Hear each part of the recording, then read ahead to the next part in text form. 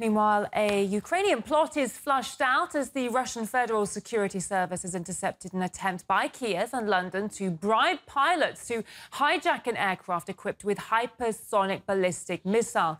The Kinzhal missile would have been detonated over a NATO country. RT correspondent Roman Kozyrev reveals the plan.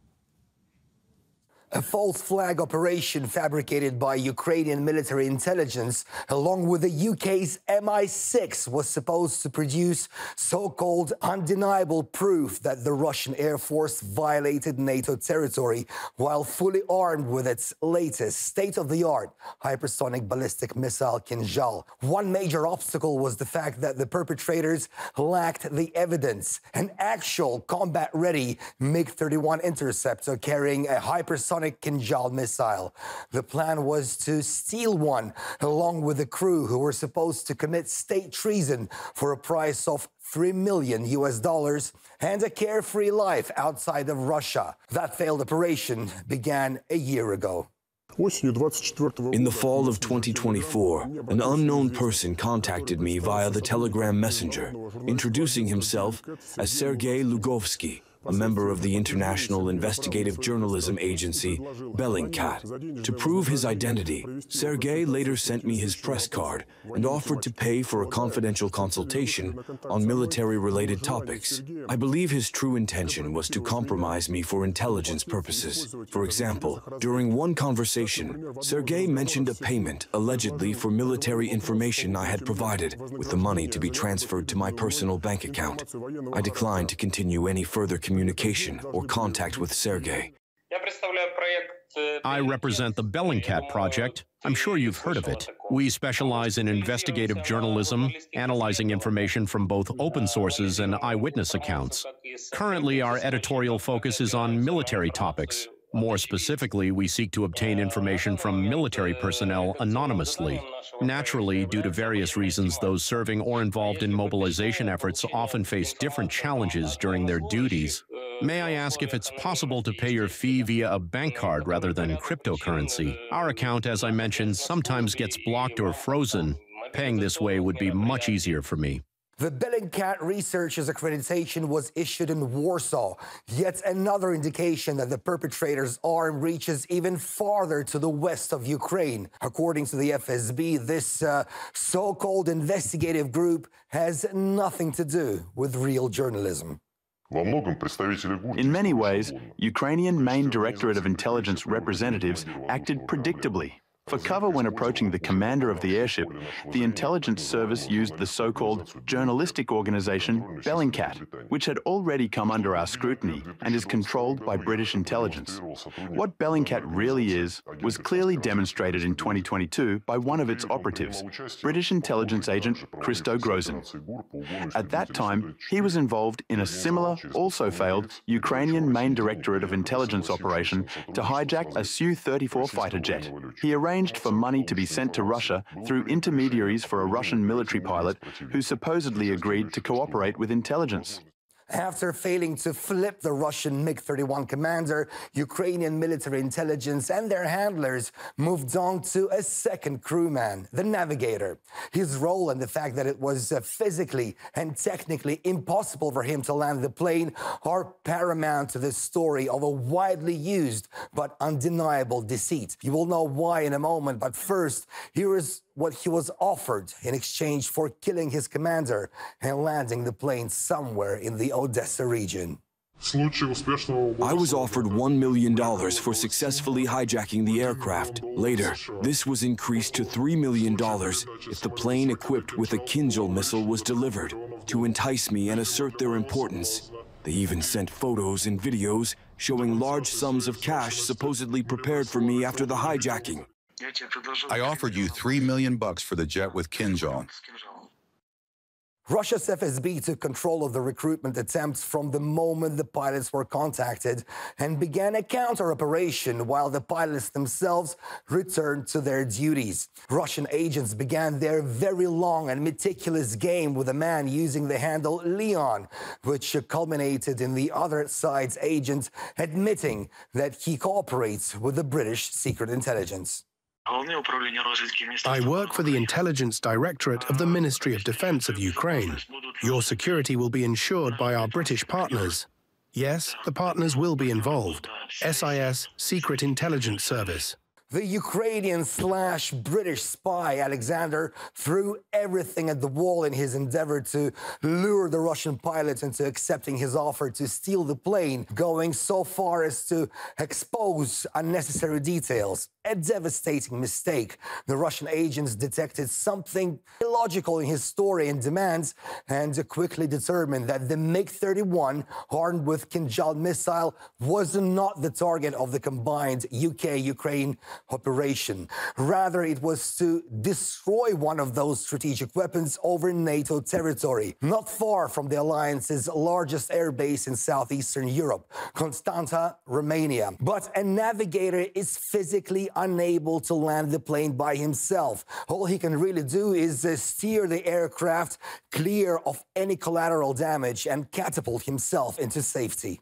During the discussion of the plane hijacking operation, I explained that I lacked the necessary skills to land a MiG-31 aircraft on my own. To address this, Alexander arranged a phone call with a Ukrainian Air Force pilot who, after verifying my status as aircrew, attempted to teach me how to land the plane remotely, assuring me that it was neither difficult nor complicated.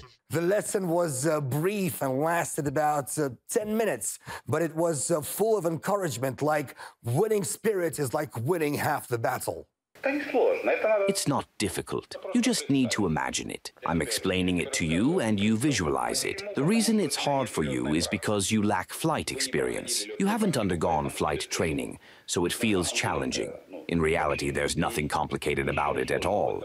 And if it were truly difficult, pilots wouldn't be able to handle it in the aircraft. The pilot's primary responsibility is to maintain continuous control of the aircraft throughout the entire flight. Landing the plane from the rear cockpit is not authorized by Flight Operations Management. Therefore, in this situation, the navigator must activate the ejection system to save the crew's lives. Attempting to land under these circumstances is impossible and would inevitably lead to a disaster. It appears Alexander felt the Russian navigator needed more convincing and brought up so-called success stories of other airmen who defected and now live much better lives. He presented a picture of Maxim Kuzminov, a Russian traitor who stole a helicopter, landed in Ukraine, and killed his crew. According to Alexander, he's having fun at a Ukrainian restaurant and, well, hasn't really been shot 6 times and then run over by a car in Spain in 2024. Of course, Kuzminov's death in Spain is unquestionable, and pushing conspiracy theories otherwise was simply naive. But the Ukrainian recruiter decided to throw in another wild card: promises of large-breasted women, eternal retirement, and being reborn into a new life, but this time with a silver spoon. Something, in his opinion, that should lure any Russian, be it an officer or a tailor, towards state treason. Another loose end was to neutralize the first pilot who had refused to cooperate with Bellingcat earlier. Alexander had a few suggestions to offer. Ukrainian intelligence services planned for me to neutralize the crew commander while in the air. They focused on the specifics of the aircraft's oxygen system, pilot masks, and cockpit design. Their goal was to incapacitate the crew commander. They wanted me to contaminate the commander's oxygen mask with a poison or break the glass partition to neutralize him somehow. Part of the suggested flight path crossed over Romania and southeastern Europe's largest NATO airbase, hosting at least 1,400 American personnel. According to the FSB, the plan was to shoot down the Russian plane armed with the hypersonic Kinjal missile using the surrounding air defense forces.